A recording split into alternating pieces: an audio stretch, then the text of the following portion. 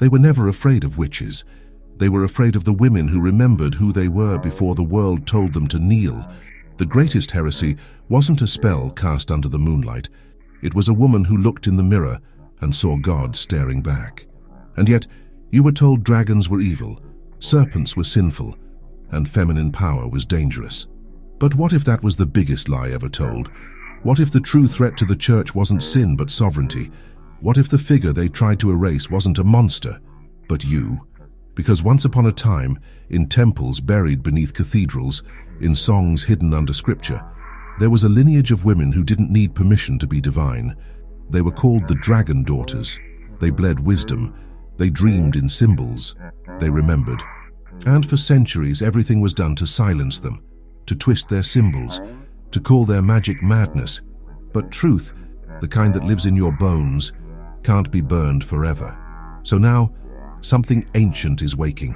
And the question is, why did they fear the dragon most when it came in the form of a woman? I am Whitco, and this is the beginning of your remembrance. They taught us the dragon was a beast to be slain, a creature of chaos, spewing fire and demanding conquest. But before the church rewrote the myths, the dragon was a symbol of balance, the union of heaven and earth. In China, dragons brought rain and wisdom. In Mesopotamia, they guarded gates between worlds. These weren't monsters. They were metaphors for inner power. In ancient royal bloodlines, to be born of the dragon meant something sacred. It wasn't about brute strength or dominion. It was about carrying a divine spark.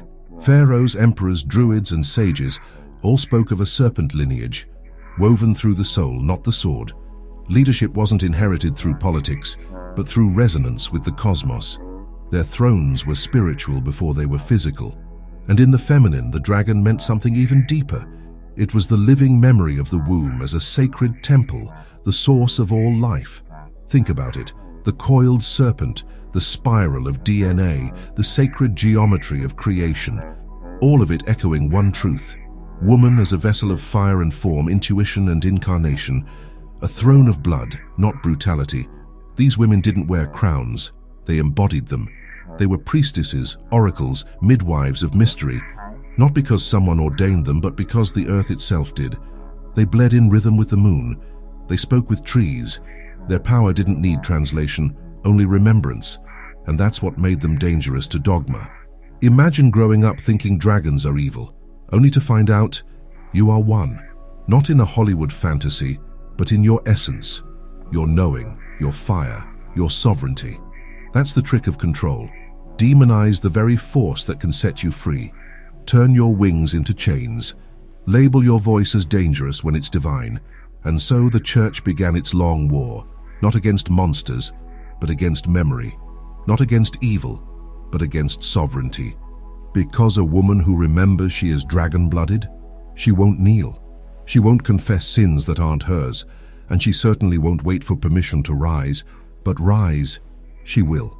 They walked the earth like echoes of a forgotten flame, the dragon daughters. Not myth, not metaphor, but women of flesh and voice who carried the ancient codes. In Syria, they were temple singers.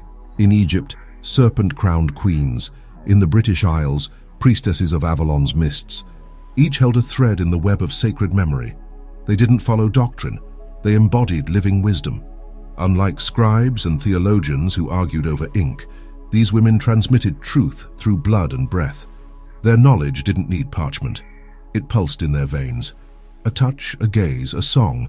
That's all it took to ignite remembrance in another. Their classrooms were caves, forests, and fire circles. Their curriculum, the language of the soul. Some were midwives, others warriors in silence. Not with swords, but with stories. They knew how to heal the wound before it became a scar, by calling the spirit back into the body.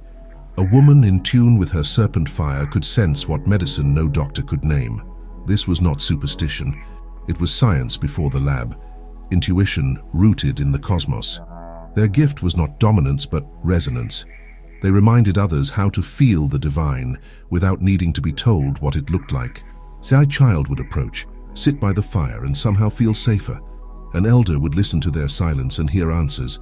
They didn't command respect, they magnetized it.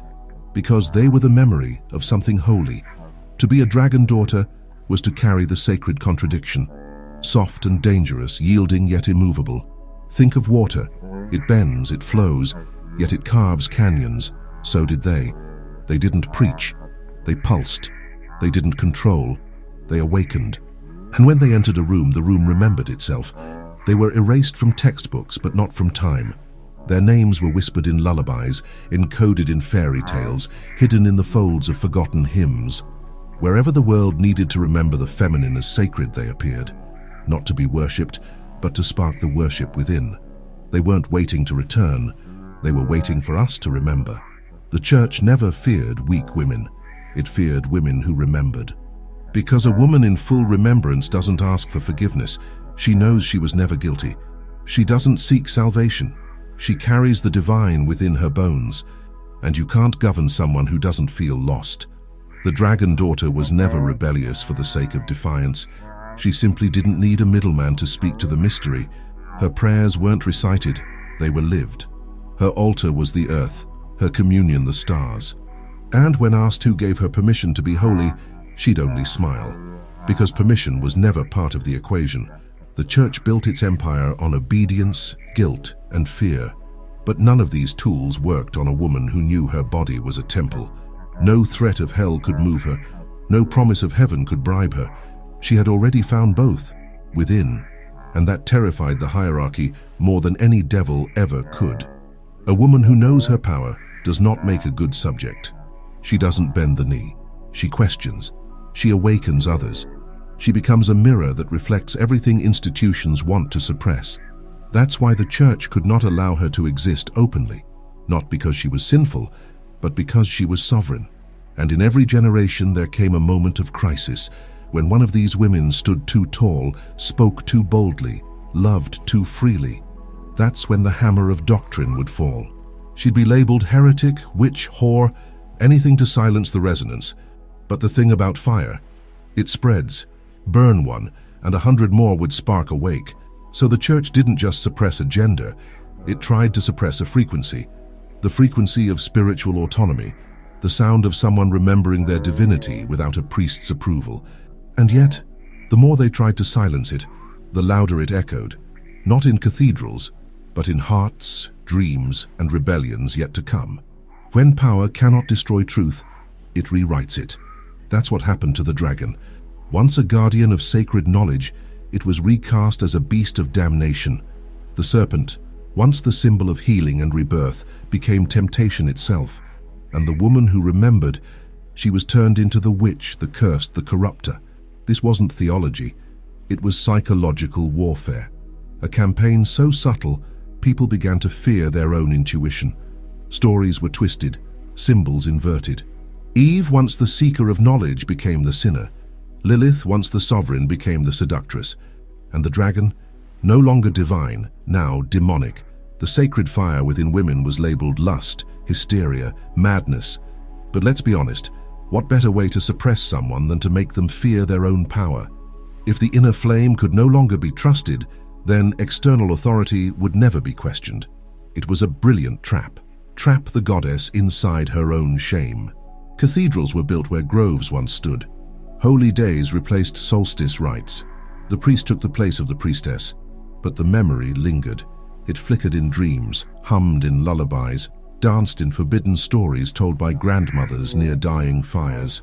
You can exile a body, but not a symbol that lives in the blood. So the dragon was buried under centuries of fear, painted in red, cast in shadows, hunted in myths. But sometimes a child would still dream of it, not as a monster but as a guide. Sometimes a woman would feel fire in her chest and not know why. That's how memory survives erasure. It hides in the places they never thought to look. And now the question lingers in the silence between heartbeats. What if everything you were told to fear is exactly what will set you free? What if the monster in the story was never the dragon, but the lie about it? What if the witch was never wicked, just awake? That thought alone is enough to crack the spell. You can silence a voice but not an echo. When the dragon daughters were hunted, they didn't disappear, they adapted. Their wisdom folded itself into lullabies, legends, and symbols hidden in plain sight. In Celtic myths, they became queens with serpent scepters. In African stories, they danced as fire spirits between the worlds. They lived on as the Black Madonna in cathedrals where no one expected her. As the winged serpent coiled around ancient altars in Mesoamerica. As the wise woman in the forest who knew too much but healed even more. Their presence was whispered, not shouted, but it never truly left. Like underground rivers, their current flowed unseen. Each culture preserved a thread. In the East, dragons were teachers of energy. In the Andes, serpents were symbols of awakening. In West Africa, Mamiwata moved between worlds. These weren't just deities or myths, they were memory keepers, living metaphors for the feminine that could not be controlled, boxed, or burned. And the rites, they were never completely lost. You'll find them in the rhythm of drumming circles, in the spiral dances of solstice fires, in the hands of women who heal without ever opening a book. Some of these women don't even know they carry it, but their blood remembers. Because the soul doesn't forget what the system tries to erase. Even in Christianity, fragments survived, coded, cloaked, but alive. Mary Magdalene with her alabaster jar, the Holy Grail as womb, not cup. The dragon slain by saints, but always strangely present. Why not erased entirely? Because deep down even the conquerors feared the day she'd rise again, not in vengeance but in remembrance. So if you feel drawn to serpents, to fire, to ancient songs you've never heard but somehow know, you're not imagining it. You're remembering, because the dragon line was never broken, just hidden, waiting for the right moment, the right voice, the right body to awaken it once more. And that moment, maybe now. She's not coming back, she's already here. In the woman who trusts her intuition over authority. In the girl who sings to the moon without knowing why. In the healer who mixes herbs like poetry. And in the leader who doesn't dominate, but radiates. The dragon feminine isn't returning with thunder. She's rising through resonance. You've seen her. Maybe in a friend who left the church to follow her own inner fire. Or in that moment you felt goosebumps from a voice speaking deep truth. These are the sparks. Women who no longer pray to be accepted, but to be aligned. Who stopped shrinking to fit altars built for smaller gods. Who now speak their truth with the weight of 1,000 silent ancestors behind them. This isn't about rebellion. It's about remembrance. These women are not here to burn churches, they're here to dissolve illusions, to hold space where others have tried to hold control. They don't seek power over, they embody power from within. And that's why their presence is both healing and terrifying. She's the woman who no longer apologizes for her magic, who no longer fears being called too much, who doesn't explain why she cries during storms or smiles at strangers like she knows a secret. Her eyes say, "I remember who I am." And in that memory, she gives others permission to remember too. And the beautiful twist? This feminine isn't exclusive to women. It's rising in men who dare to feel deeply, who protect not by force but by presence. In every soul reclaiming softness without shame. In every heart choosing intuition over indoctrination. The dragon breathes in anyone who stops asking, "Am I allowed?" and starts declaring, "I am." So if you've been feeling a pull to nature, to mystery, to that unnameable fire inside you, this is your call. You're not crazy. You're not lost. You're waking up. And the dragon within you isn't angry. She's ancient, she's wise, and she's ready to rise again. Not to follow, but to lead by remembering. They spoke of her return not with trumpets, but in riddles, passed like sacred embers from one whispered soul to another, not in sermons or stone temples, but hidden between the lines of forgotten scrolls, encoded in the margins of Gnostic texts, buried in lullabies sung by women who knew more than they were ever allowed to say. This prophecy didn't thunder from mountaintops, it shimmered through dreams. It wasn't about flames from the sky, but fire from within. It spoke of a time when the dragon line, the ancient feminine lineage of sovereign spirit and untamed wisdom, would rise again. Not to rule, but to remind. Not to conquer, but to reconnect. A time when those who carried the code in their blood, breath, and bones would walk the earth again. Not as queens in crowns, but as living memories in human form. Long before dogma claimed the divine, ancient traditions left breadcrumbs. The Essenes whispered of a sacred feminine fire that would return when the world forgot itself. The Orphics sang of the serpent's song, buried deep beneath layers of human sleep. The Taoists spoke of the return of the balanced way, where yin, long suppressed, would flood back like spring water through stone. These weren't apocalyptic warnings. They were soul timelines. They described a pulse, a tremor, a quiet rising. Not in protests or revolutions, but in subtle awakenings. A woman wakes from a dream and weeps without knowing why. A man feels a presence he cannot name but cannot ignore. That is how prophecy works, not by controlling the future, but by awakening what was forgotten. This has never been about DNA, it's about frequency. The dragon line isn't bound to family trees or ancestral names. It lives in the resonance of those who carry the fire, and that fire is flaring now. Have you felt it? In that synchronicity that made your skin tingle? In that dream that felt like a memory? In that growing sense that the world is shifting, even if no one on the news can explain why? This isn't a single moment. It's not a date. It's a wave. A soul-level update quietly being downloaded into those who are ready to remember. You don't need a prophecy scroll to recognize it. You feel it in your gut, in your chest, in your spine. It's already begun. Some say it's the earth herself who's calling them back, that the soil remembers, that the waters are humming the old names again. Through intuitive floods, system collapses, and the growing silence that follows every disillusionment, the call gets clearer. Not to act wildly, but to awaken wisely, because true prophecy doesn't demand revolution, it reveals choice. Will you numb out, busy yourself with noise, cling to the structures that are crumbling, or will you open, soften, breathe, and let the memory rise? That's the question the dragon line places in your hands. Not, what will you do, but will you become? Because this return, it doesn't wear armor. It wears presence. It doesn't need to shout. It simply is. The dragon line does not overthrow the old world. It makes it irrelevant. It doesn't argue with falsehood. It lives the truth so fiercely that the lie fades on its own. Like a lamp in a dark room, it doesn't need to fight the shadows. It simply turns on. When enough people carry that inner light, the world reshapes itself, not with bloodshed, but with clarity. Not with conquest, but with coherence. So no, the prophecy isn't coming. It's not someday. It's now. It's here. It's you, in your breath, in the flame beneath your ribs that won't go out, in the dreams that haunt you because they're trying to wake you, in the strange pull toward ancient symbols, mystic texts, and voices that say what your soul has always known. This isn't imagination. It's inheritance. And the dragon? She is not coming to walk the earth again. She already is. Through your hands, your voice, your remembering. Let's be honest. The church never feared serpents. It feared the women who listened to them.